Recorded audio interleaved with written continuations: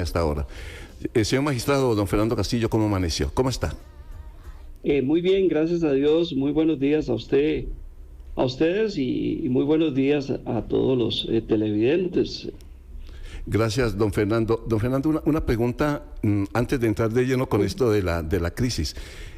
¿Cómo le fue en el año a la sala? En alguna oportunidad estaba viendo cifras de la cantidad de recursos que este año, parece que fue un año muy particular, eso quiero preguntárselo a usted, en cuanto a que la gente recurrió mucho a la sala constitucional por distintos temas. Pero ¿cómo le fue a la sala en sacar la tarea este año? Gracias a Dios, pues nosotros tenemos una ciudadanía pues que confía en el tribunal y el tribunal es víctima de su propio éxito. Este año creo que vamos a romper un récord y yo creo que ya estamos pasando más de 40.000 sentencias que hemos dictado y creo que más de 40.000 asuntos se van a presentar este año. Si ustedes pueden observar las estadísticas, es más asuntos los que la sala vota que de los que ingresan.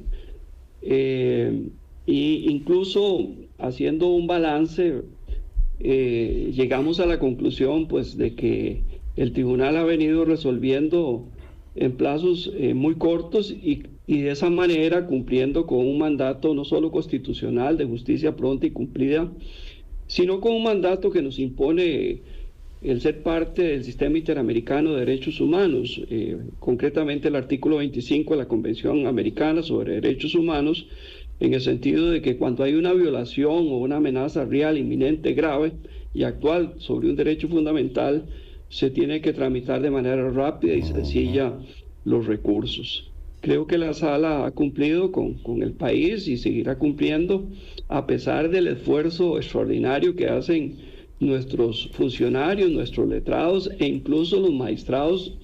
Y digo algo que parece un poco, digamos, tal vez exagerado, incluso a pesar de que pongamos nuestra salud en juego. No le entendí esa parte, magistrado, porque Sí, la salud en cuanto al ritmo de trabajo, dice. sí, porque como usted bien sabe, ¿verdad? Los excesos de trabajo, las exigencias, hacen que muchos de nuestros funcionarios, incluso magistradas y magistrados, pongan en riesgo la salud, porque manejar un circulante de 40.000 asuntos sobrepasa ya la capacidad de cualquier ser humano. Totalmente, pero usted habla de récord, don Fernando, es decir, nunca se va a tener un registro de 40.000 casos que ustedes tengan que atender o recursos que ustedes tengan que atender, superior a 40.000, no se había llegado a esa cifra. ¿Por qué? ¿Qué habría pasado para que sea así? Es decir, vamos a llegar a más de 40.000 asuntos este año.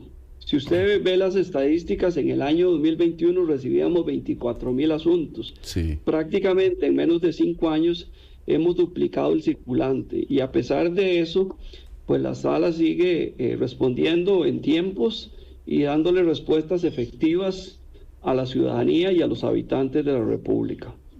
Y para evitar esto que usted menciona en la parte de salud, don Fernando, ¿qué se requiere entonces? ¿Más personal también? Vea, yo creo que es muy difícil aumentar el personal. Nosotros somos 146 funcionarios. Creo que por las limitaciones fiscales, las restricciones de la ley de fortalecimiento de las finanzas públicas, la ley de empleo público, se hace muy difícil pensar en aumentar el número de funcionarios. Creo que la solución, desde mi perspectiva, pasa por la creación de los tribunales de garantías constitucionales. Como ustedes pueden darse cuenta, la jurisdicción civil, la laboral, la penal, son jurisdicciones donde hay primera, segunda y al final están las salas de casación. En el caso de la sala, todos los asuntos están hiperconcentrados en el tribunal, ¿no? Entonces la idea sería desdoblar la jurisdicción constitucional, crear los tribunales de garantías constitucionales que vean fundamentalmente amparos, que la sala se dedique a habeas, cuestiones de constitucionalidad y establecer una apelación muy restringida cuando hay, por ejemplo, contradicción entre los tribunales, cuando los tribunales no acatan la jurisprudencia del tribunal o se trata de asuntos de gran envergadura o de gran impacto nacional. Ok. Don Fernando, ¿y cuál es el recurso más recurrente? Creí que iba a sonar a redundancia. ¿El recurso al que más recurre la gente en la Sala Cuarta, cuál es? El recurso es el amparo. Prácticamente el amparo representa el 90% del trabajo de la Sala Constitucional. Un 7% los habeas corpus y un 3% tiene que ver con acciones, consultas de constitucionalidad y también la consulta de constitucionalidad, claro, que presentan los diputados o la que es la preceptiva que presenta el directorio de la Asamblea Legislativa.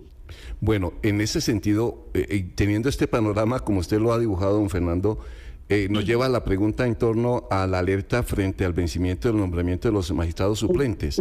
Ayer hablando con la diputada le decíamos que pues obviamente no se puede poner en peligro la función de una sala como la constitucional. Y ella aclaró algo, no tiene por qué, pues porque todos los magistrados titulares están. Es decir, la función de la sala está garantizada. Bueno, sí y no.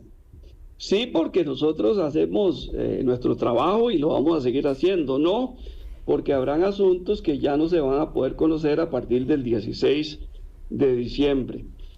Todos aquellos casos en los cuales se hayan recusado a los miembros del tribunal, esos asuntos ya no se van a conocer, van a quedar paralizados. Los asuntos en los cuales se haya aceptado una inhibitoria a un magistrado propietario, esos asuntos quedan paralizados.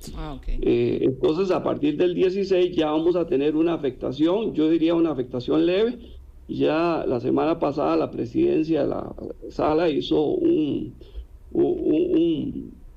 análisis de los asuntos pendientes, pero a partir del 16, si por ejemplo se presenta un recurso de amparo y se recusa a todos los miembros de la sala, por más urgente que sea ese asunto va a quedar paralizado hasta que hayan magistrados suplentes. Entonces ya tenemos una afectación leve. O sea, no es cierto que no va a pasar nada. Sí va a pasar algo y eso hay que decirlo con claridad, de manera directa a la ciudadanía. Es decir, en aquellos asuntos en los cuales los magistrados estén inhibidos o se presenten recusaciones, esos asuntos ya a partir del 16 de diciembre ya no se van a poder tramitar. El segundo escenario, que es un escenario crítico, ¿verdad?, es una eventualidad que suceda a un magistrado propietario. Por el modelo que nosotros tenemos, para que nosotros podamos dictar sentencias es necesario la presencia de los 7 magistrados.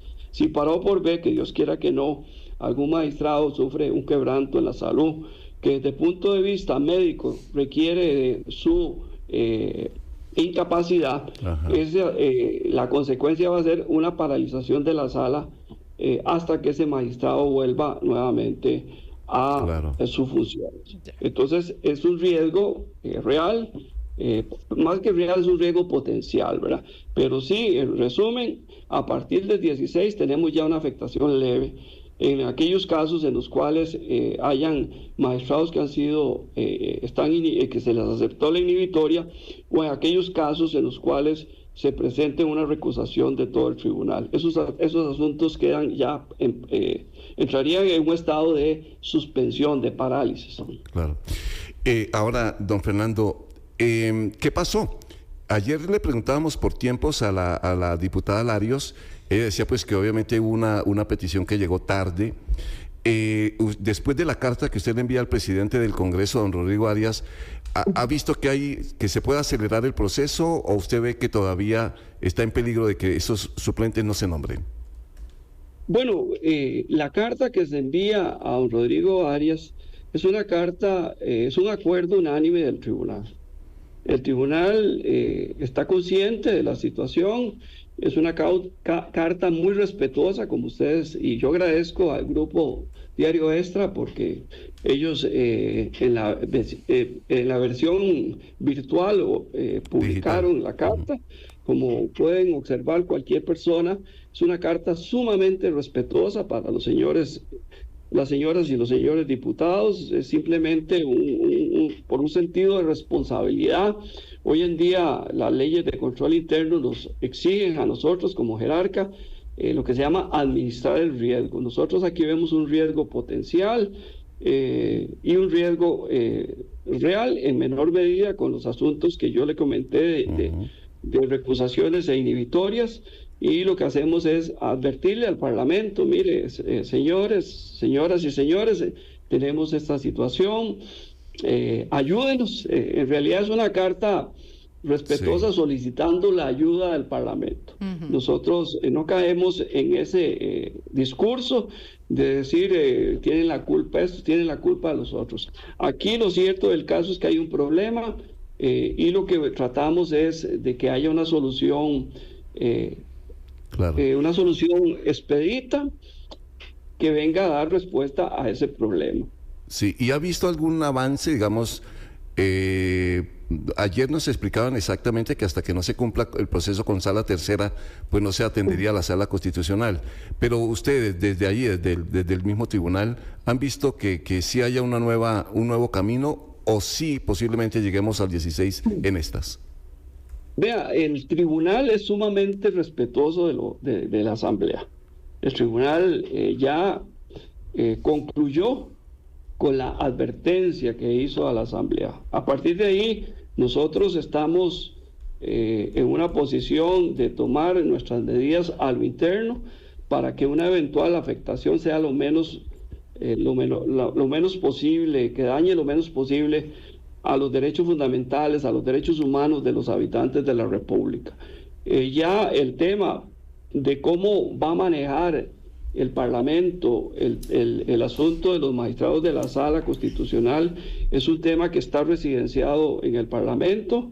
Nosotros somos sumamente respetuosos de las decisiones que ellos adopten y nosotros simple y llanamente lo que hicimos fue hacer una sugerencia respetuosa, un llamado respetuoso al Parlamento, pidiéndoles que nos ayuden, no a nosotros, porque nosotros estamos los magistrados. Aquí, ante una afectación severa del tribunal, quienes van a sufrir no somos nosotros los magistrados, va a ser la señora que requiere de una operación, va a ser de la persona que tiene cáncer que requiere de un medicamento, va a ser de la persona que la van a extraditar o que la van a expulsar del país, que no tiene un mecanismo ágil, rápido, efectivo para proteger sus derechos fundamentales. Esa es la situación, ¿verdad? Claro. Por un sentido de responsabilidad, la Sala Constitucional hizo un llamado muy respetuoso, como ustedes pueden darse cuenta, al Parlamento. Ahora, ¿cómo actúa el Parlamento? Eso es un tema que corresponde a las y los señoras y señores diputados.